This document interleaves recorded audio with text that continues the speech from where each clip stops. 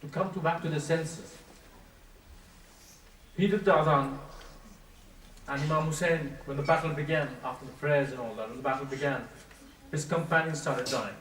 And Imam Hussein presented Ali al-Akbar as his first offering. Before anybody from the Bani Hashim died, Ali al-Akbar was the first one who went to battle. Right? A mukhlas, a sincere person, a kareem person, sacrifices his own first before he asks anybody else to go and sacrifice. And Imam Hussein offered his beloved son Ali al-Akbar to go for battle as his own sacrifice for the sake of Islam. Permission was given to Ali al-Akbar, but Imam said, go and ask your auntie for permission. Auntie Zainab who raised you. Go and ask her for permission as well. And he goes to ask permission. And Lady Zainab says, no, I didn't raise you for this. And he asks, and he requests, and he gets a negative. And then he says, such a valiant man, he says to his auntie, is your son more important than the son of Fatima? Would you like him to die first before your son is killed in the battle? And Lady Zainab says, no, he's more important, and lets him go. Gives him permission. And there's wails and cries from the tent. And it is said when Ali Akbar wanted to come out of the tent, the curtain of the tent rose and fell and rose and fell. And his shirt tails were being pulled from behind by somebody seemed who was small. It wasn't his sleeve or his shoulder that was being pulled. It was his shirt tail, the bottom of the shirt, which was being pulled. So somebody small was trying to pull him back and not allow him to go. And that was none other than his sister, Sakina. She didn't want her brother to go because she knew what was going to happen. But Ali Akbar managed to come out of the tent, and the goodbyes between father and son were even harder. Imam Hussein cried, giving permission, saying goodbye to his son. And after the goodbye, Ali Akbar went on the horse and headed towards the battlefield. But he could hear noises from behind. Somebody was trying to follow him and was falling in that process. And he looked back and he saw his father Imam Hussein following him. And Ali Akbar said to his father, my dear father, you've already given me permission. We've already said our goodbye. Why do you follow me? And Imam Hussein cried in tears. He said, you don't know what it is like to be a father and to let go of his own son to die. You're not a father yet. You don't understand this. I know what it feels like, what pain I'm going through to let you go. Ali Akbar goes and fights valiantly. And Imam watches him from a raised spot.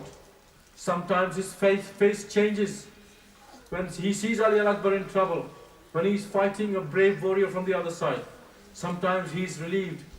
And Zainab watches Imam Hussein alayhi salam. And when Imam Hussein's face is stern and worried, she sends Fidza to ask what's going on. And Imam tells Fidza that there's a brave warrior from the enemy whom Ali Akbar is taking on. And it's very hard for him. And he says, go and ask his mother, Layla, to pray for her son. Because a mother's prayers are accepted by Allah subhanahu wa ta'ala. Allah never rejects a mother's prayers. And Layla prays for the safety of her son.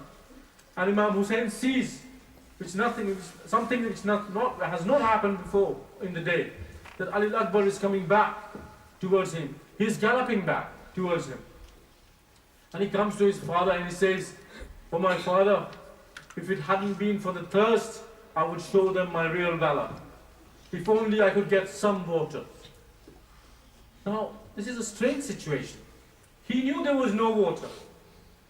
There was not a single drop. Yet, he came back and asked for water. My thought is that he just wanted to see his father again. You know, his destitute father. He's losing everything. He just wanted to come back and have another look at his father. And Imam Hussein answers him by saying, my dear son, you know we don't have a single drop of water. But do one thing.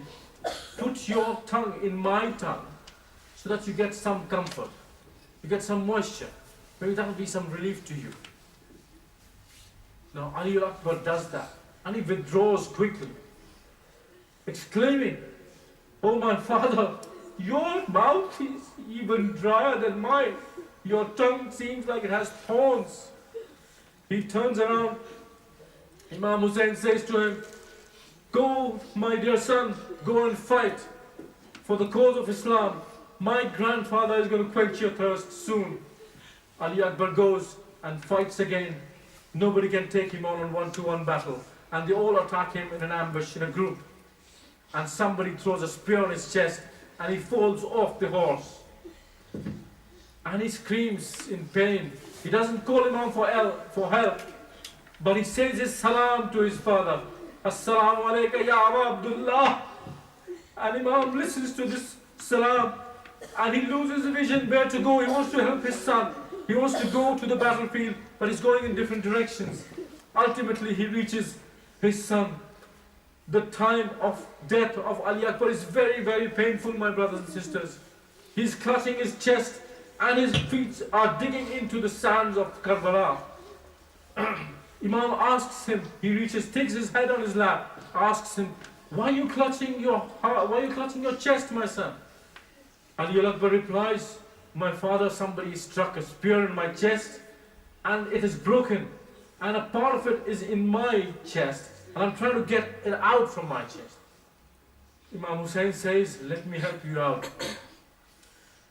I say to Ibrahim alayhi salam, he had a blindfold when he was trying to slaughter his son Ismail. And Allah had replaced Ismail with a sheep. No sheep is going to replace Ali Akbar here. And there is no blindfold for Imam Hussain alayhi salam. Imam Hussain does this act of pulling out that broken spear from the chest of Ali Akbar. And what happens? Lo and behold, the heart of this young man comes out and life ebbs out from this young man.